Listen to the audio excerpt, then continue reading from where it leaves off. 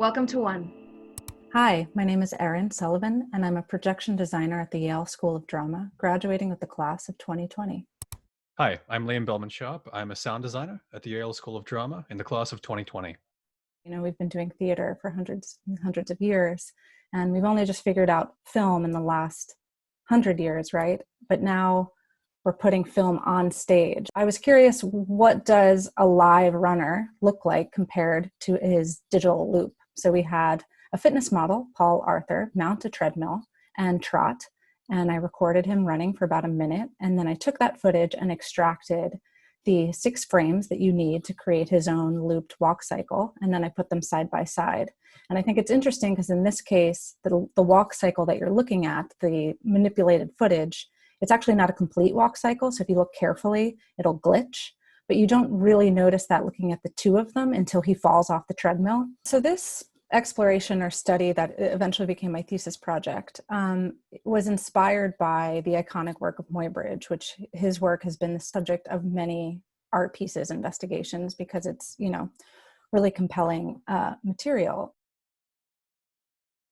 Liam, could you talk a little bit about how your work intersects with Erin's work? Erin and I worked on a lot of projects at our time at the drama school together. Some of the conversations we've been having have been about, you know, in the same way that Erin's interested in like visual looping,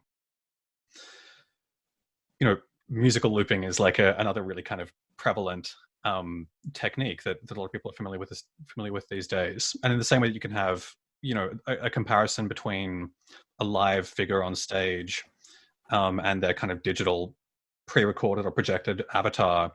And we were both really interested in the idea of like, what else could we use as the driver in that relationship to video, especially on stage?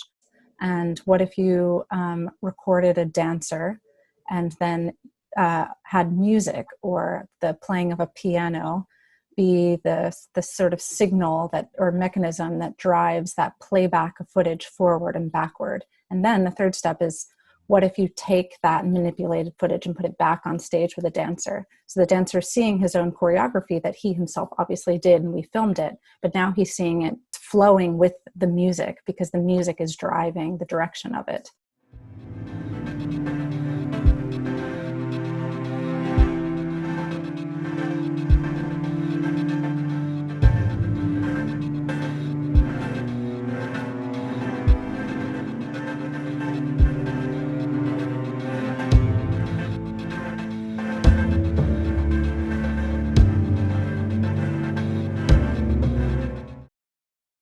And so one of the ways that we did this in a previous piece was to create like a kind of a software tool that would take what's called MIDI information so that you're able to like play the piano as an instrument, but have each key trigger a different frame of that video. So I was able to, in this performance, you know, improvise at the piano with each key triggering a different frame of the video and kind of create this visual narrative, which the dancer was able to respond to live. And so it was this kind of like this kind of neat interplay, I guess.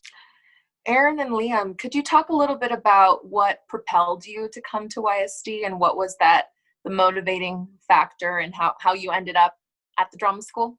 I think after years of mostly working in a dark space of the editing room, I started to crave just moving and being alive. And I would go to theater, but I wasn't familiar with the industry of theater at all. And I experimented a lot in dance, and I had heard specifically about the projection design program at Yale. Never considered projection design as like a craft. Like I knew it was a thing, but I had never thought that like, oh yes, someone is making that. And so when I actually like considered projection design as a thing that one could do, I was like, oh, that is the perfect crossover of editing and film, but then it gets to sort of move around with other human beings and come alive. My background before coming here, I went to music school back in Australia and had a sort of a similar experience of a lot of my time, you know, while music is obviously like a very collaborative and expressive art form, but a lot of my experience of that was also being like in a practice room or like at a desk composing. And then I heard about this course through a friend of a friend. And in reading more about it, felt like it would give me a way to, you know, both continue in sort of my studies of music and composition, uh, in like a theatrical context, in this collaborative context that I've been craving for a while, but also allow me to fill a lot of the more kind of technical gaps in my knowledge, like how to design a speaker system and how to, work a mixing desk and how to deal with the really sort of nuts and bolts nitty gritty of these things in a creative and like, aesthetically informed and fulfilling way. Uh, and so I applied and got in and came here, and I hadn't been to the States before, coming to YSD. And so it's been quite a ride. So I'm wondering how you two as artists are responding to the moment. Are you in a responsive mode? Or are you in a receptive mode? So if we knew that this was going to be another solid month of quarantine, or if this was going to be, even if we knew like it was going to be a definitive year, I think people would really be able to kind of play into a process that sort of is about developing these ideas that you're talking about, but working toward a sort of satisfying payoff in live performance. So it's like, are we adapting to a totally new art form, or are we making use of making the most of this benefit, our opportunity of time? It is hard not to like feel that this is the loss and like long for kind of a return to normalcy. And so I'm not totally sure whether we will see like a return to the development of totally new art forms. I think that one of the things I'm really curious to see though is like, if a theater reproduces a play that was programmed before coronavirus, they're producing a play that was programmed for a totally different world.